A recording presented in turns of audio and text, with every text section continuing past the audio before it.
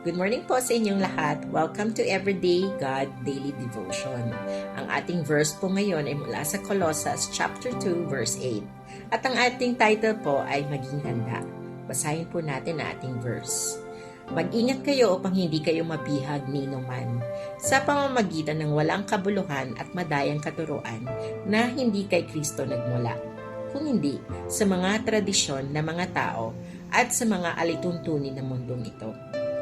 Ang libro po ng Colossus ay sinulat habang nakakulong si Apostol Pablo dahil ipinahayag niya na si Jesus ay nabuhay na Panginoon. Ang sulat na ito ay para sa mga Kristiyano ng simbahan ng Colossus na tinatag ni Epapras. Hindi pa po nakikilala ni Pablo ang mga taga-Colossus, ngunit siya ay nabagabag sa balitang hinatid ni Epapras na ang mga taga-Colossus ay nakakaranas ng panggigipit dahil sa kanilang nakagisnan na kultura. At ito ay nagtutulak sa kanila na tumalikod kay Jesus.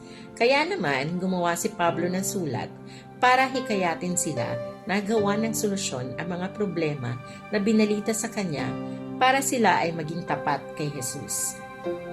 Sa panahon natin ngayon, tayo dito ay nakakaranas din ng mga ibang mga ganitong sitwasyon na tayo ay nagigipit at napipilitan na tumalikod sa ating mga pananampalataya kay Jesus. Ngunit nararapat na ipaalala sa ating lahat na pinalaya na tayo ni Kristo at yan ay mababasa natin sa mga taga-Galatia chapter 5 verse 1. Malaya na tayo dahil pinalaya tayo ni Kristo. Kaya magpakatatag kayo at huwag nang paalipin pang muli. Inuulit ko ang sabi ay pinalaya na tayo mula sa pagkakabihag sa mga makamundong gawain, mula sa dati nating ugali, dating pagkatao at dating buhay. Sa pamamagitan niya ay tinubos na tayo sa ating pagkakasala. Maraming mga maling tinuturo ang mundong ito para lamang sa mga pansariling interes at para iligaw ang maraming tao sa pananampalataya sa ating Panginoong Jesus. Ito ay isang taktika ng kalaban upang guluhin tayo at huwag malaman ang katotohanan.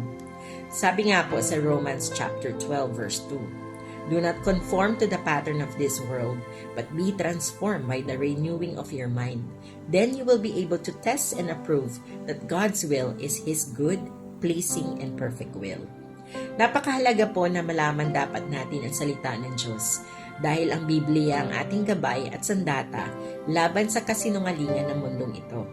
Araw-araw natin itong basahin at bulay-bulayin upang hindi tayo basta-basta malinlang, maging matalino tayo sa ating buhay. Tiyakin ang natutunan natin kay Kristo ay makikita sa ating mga kilos, sa ating gawa at salita.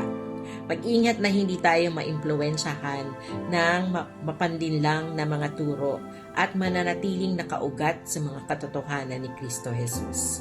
Sa ating pagtatapos, pinapaalala ko po sa inyo na dati tayo nasa kadiliman, ngunit ngayon nasa kaliwanagan na, sapagkat tayo nasa Panginoon.